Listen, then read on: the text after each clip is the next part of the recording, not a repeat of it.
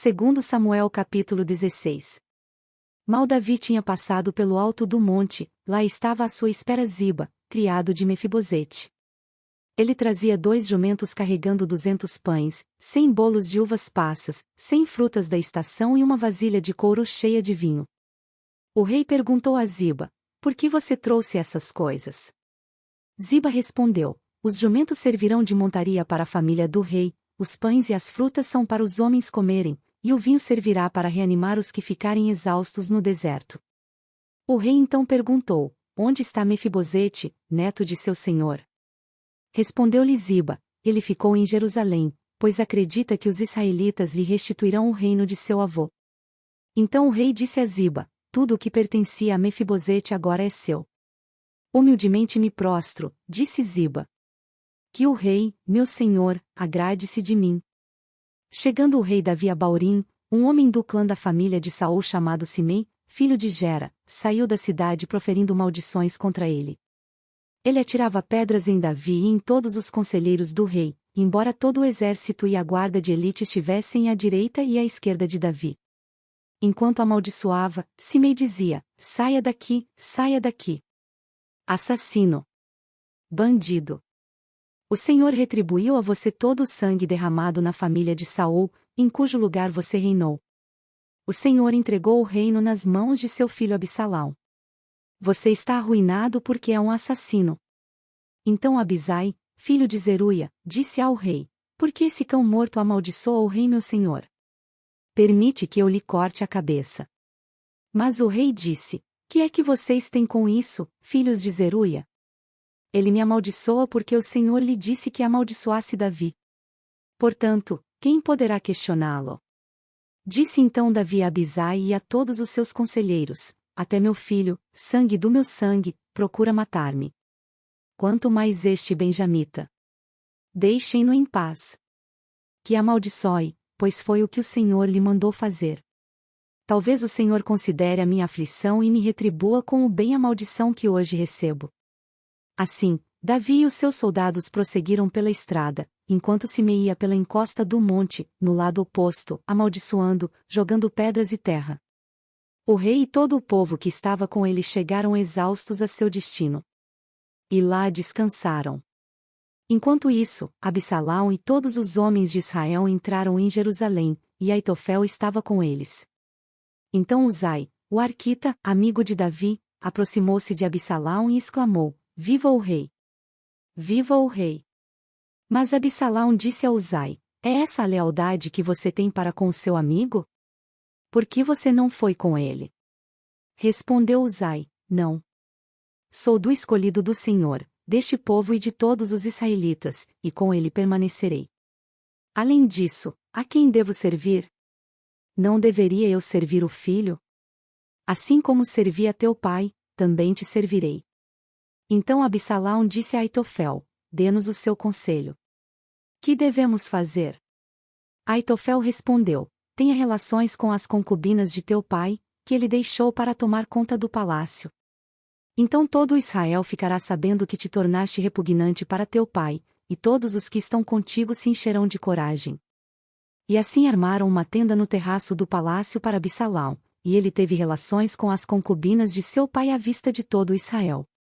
Naquela época, tanto Davi como Absalão consideravam os conselhos de Aitofel como se fossem a palavra do próprio Deus. Segundo Samuel capítulo 17. Aitofel disse a Absalão: permite-me escolher 12.000 homens, e partirei esta noite em perseguição a Davi.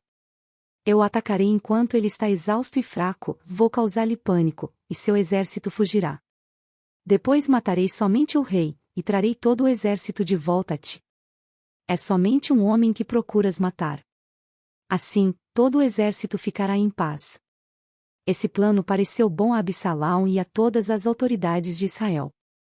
Entretanto, Absalão disse: chamem também Uzai, o arquita, para que ouçamos a opinião dele. Quando Uzai entrou, Absalão lhe disse: Aitofel deu-nos o conselho dele. Devemos fazer o que ele diz, ou você tem outra opinião? Uzai respondeu: o conselho que Aitofel deu desta vez não é bom. Sabes que o teu pai e os homens que estão com ele são guerreiros, e estão furiosos como uma ursa selvagem da qual roubaram os filhotes. Além disso, teu pai é um soldado experiente e não passará a noite com o exército. Ele, agora, já deve estar escondido numa caverna ou em algum outro lugar. Se alguns dos teus soldados forem mortos no primeiro ataque, quem souber disso dirá: houve matança no meio do exército de Absalão. Então, até o mais bravo soldado, corajoso como leão, ficará morrendo de medo, pois todo Israel sabe que teu pai é um guerreiro valente e que seus soldados são corajosos. Por isso, dou o seguinte conselho: que se reúnam a ti todos os homens de Israel, desde Dan até Berseba, tantos como a areia da praia, e que tu mesmo os conduzas na batalha. Então o atacaremos onde quer que ele se encontre, e cairemos sobre ele como o orvalho cai sobre a terra.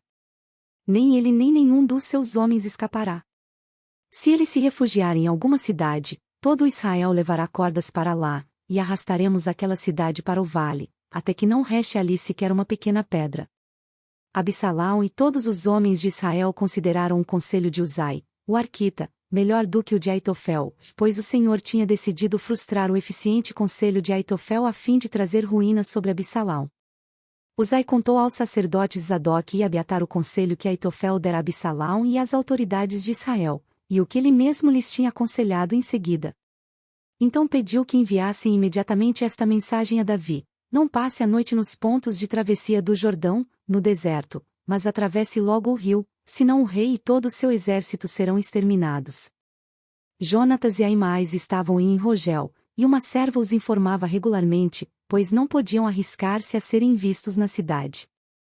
Eles, por sua vez, iam relatar ao rei Davi o que tinham ouvido. Mas um jovem os viu e avisou Absalão. Então eles partiram rapidamente e foram para a casa de um habitante de Baurim, que tinha um poço no quintal. Eles desceram ao poço, e a dona da casa colocou a tampa no poço e, para disfarçar, espalhou grãos de cereal por cima. Os soldados de Absalão chegaram à casa da mulher e lhe perguntaram: onde estão Aimais e Jonatas? A mulher respondeu: eles atravessaram as águas. Os homens os procuraram sem sucesso, e voltaram a Jerusalém. Tendo eles ido embora, os dois saíram do poço e foram informar o rei Davi. Falaram-lhe do conselho que Aitofel dera contra ele, e lhe disseram que atravessasse imediatamente o Jordão. Então Davi e todo o seu exército saíram e, quando o sol nasceu, todos tinham atravessado o Jordão. Vendo Aitofel que o seu conselho não havia sido aceito, selou seu jumento e foi para casa, para sua cidade natal, pôs seus negócios em ordem, e depois se enforcou. Ele foi sepultado no túmulo de seu pai.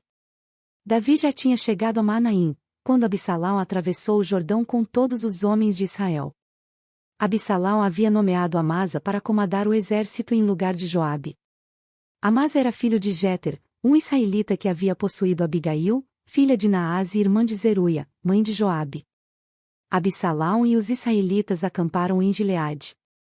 Quando Davi chegou a Manaim, Sobi, filho de Naás, de Rabá dos Amonitas, e Maquir, filho de Amiel, de Lodebar, e o gileadita Barzilai, de Rogelim, trouxeram a Davi e ao seu exército camas, bacias e utensílios de cerâmica e também trigo, cevada, farinha, grãos torrados, feijão e lentilha, mel e coalhada, ovelhas e queijo de leite de vaca, pois sabiam que o exército estava cansado, com fome e com sede no deserto.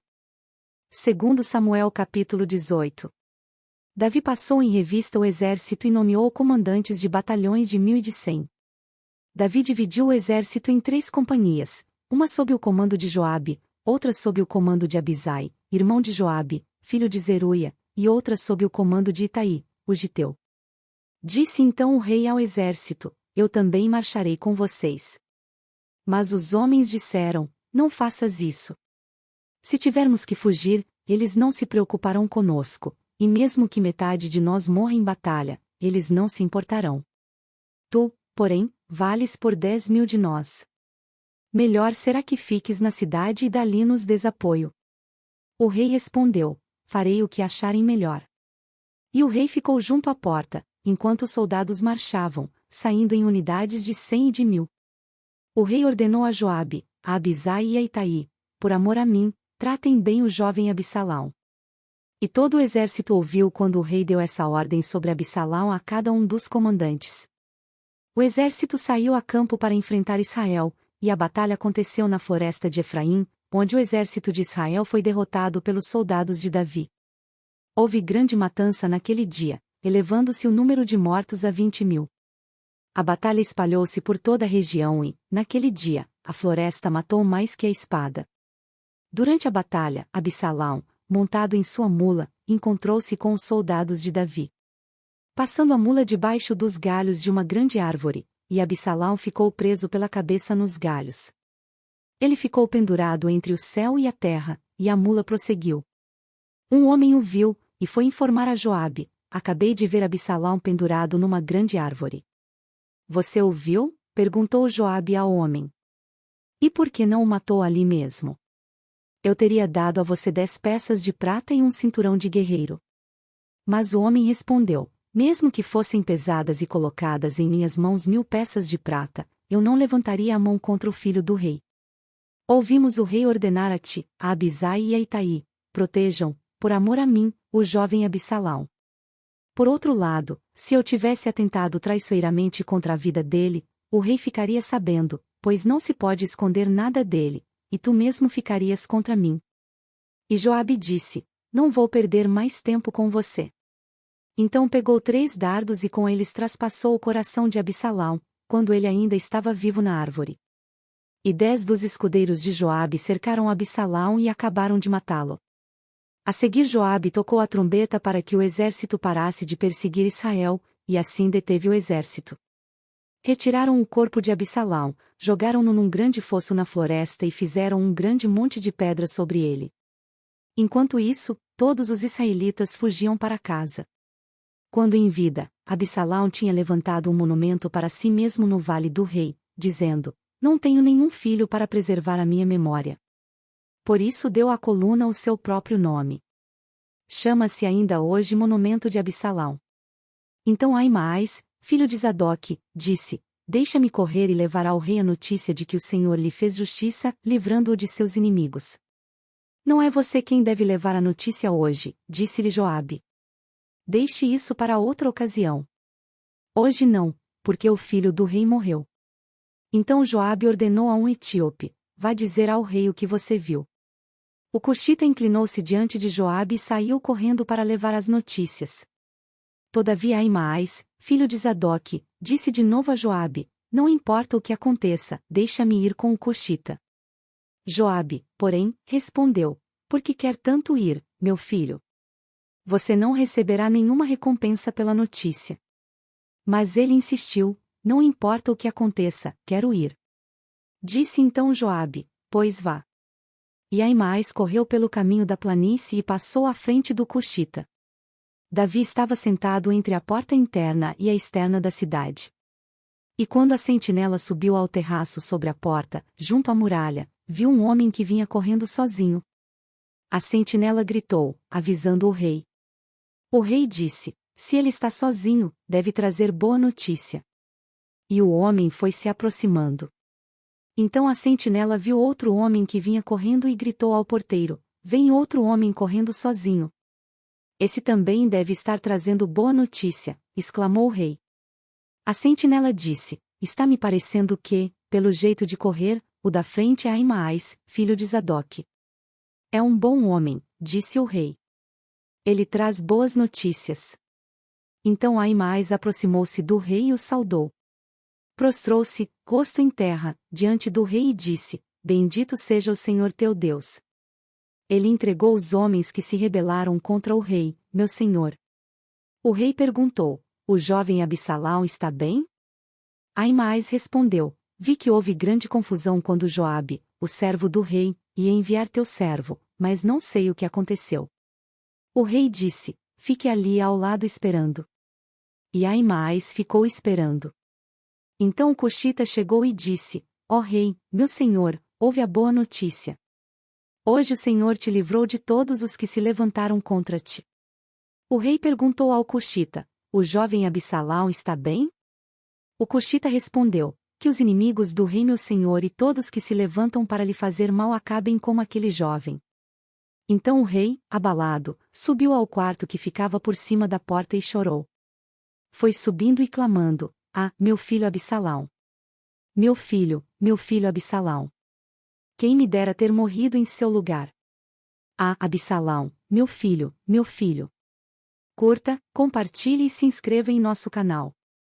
Para mais conteúdos acesse mulherespreciosas.com.